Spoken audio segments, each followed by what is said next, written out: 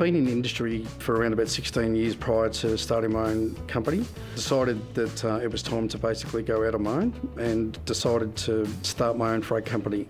And that was obviously achieved around the 3rd of September 2012. Within 9 months, we were very successful, building a really strong customer base, and we just progressed from there on. So we moved from that location to another location, and we just continued to grow. And as a result, we are where we are today.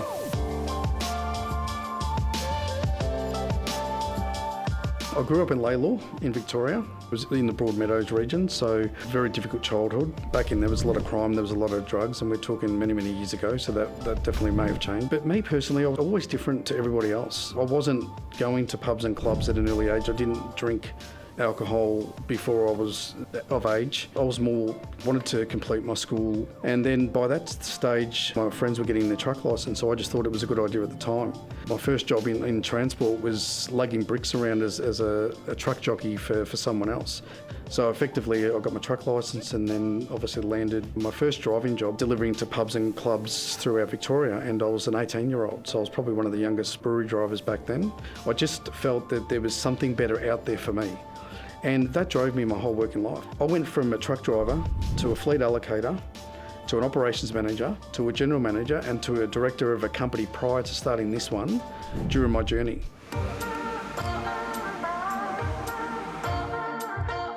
I was going to be a freight broker. So a freight broker is a little bit different. They don't own trucks.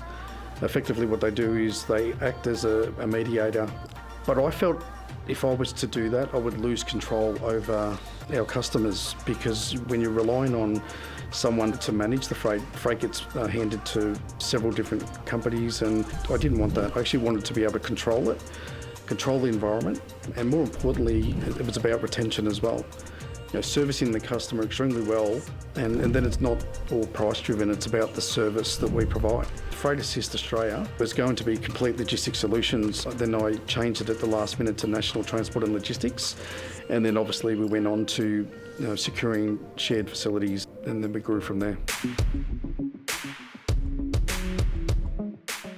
When I first actually decided to get back into this line of business, there was too much noise in the business. The phone didn't stop. There was complaint after complaint. The service levels weren't up to our customers' expectations. So I thought, how do we separate ourselves from the rest? The objective was to take the noise out of the business, deliver on your promise, get the freight delivered to the customer, and you won't get the noise.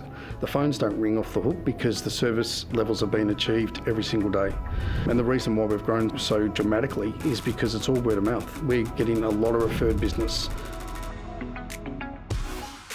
You have to be a little bit niche in certain areas. You can't be all things to everybody, and I think you have to realise that. Focus on your niche, make sure you've got strong revenues, make sure you're profitable, making sure you've got good staff. Number one rule is look after your customers. There's thousands of companies out there doing the same thing, but there's a lot of companies that they think for today, not tomorrow. We're innovators. We're continually looking at our work environment. Our strategic plan is you build it, they will come. So we aligned ourselves with warehouses in strategic locations, and we went larger than what we needed with the view of growth. We invest in a lot of our own equipment. So we buy the equipment that is suitable for our customers' applications, and we continually review that regularly. We've recently invested in Super Doubles, Super Bs, and that gives us a 210 carrying capacity versus a standard double drop deck trailer set, which is a maximum of around about 135. So we're reducing the amount of our carbon footprint by reducing the amount of trucks on the road by increasing trailer capacity. I love seeing my trucks on the road. I love getting messages from friends, taking photos of my trucks driving down the highway. We're nationally recognised now. In 2012, got a call from Dean. I was working at a telecom company, and he needed assistance with setting up his IT systems. So I come on board to set that up in the early stages. Well, the company's come a long way. We've started from nothing. So in 2012, it was just an idea of Dean's, and we've been able to scale that back to 75 plus employees with us now. A lot of ups, a lot of downs. There was a lot of roadblocks along the way. Sleepless nights, working from 7, 9 in the morning till 12 at night. From the very start, I was working from start to finish, from 6 in the morning till 10 o'clock at night to the last truck left. Even when we started this business, I was out there driving trucks. I was loading the trucks. I've been in that environment where you're flogged to death. Effectively, you're wearing multiple hats, and the expectation back in those days was extremely high. You didn't go home until the job was done. I don't want that for my staff.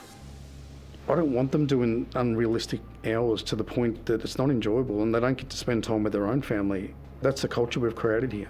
We try and maintain a very health and safety work environment for all of our staff. We try not to overwork our staff. Our key is I want my staff to want to come to work. This is Industry Leaders. Still ahead, bulk freight and logistics company Freight Assist's Managing Director Dean Wrigley is joined by his wife, son, daughter and nephew as they discuss the challenges of working with family and surviving the pandemic.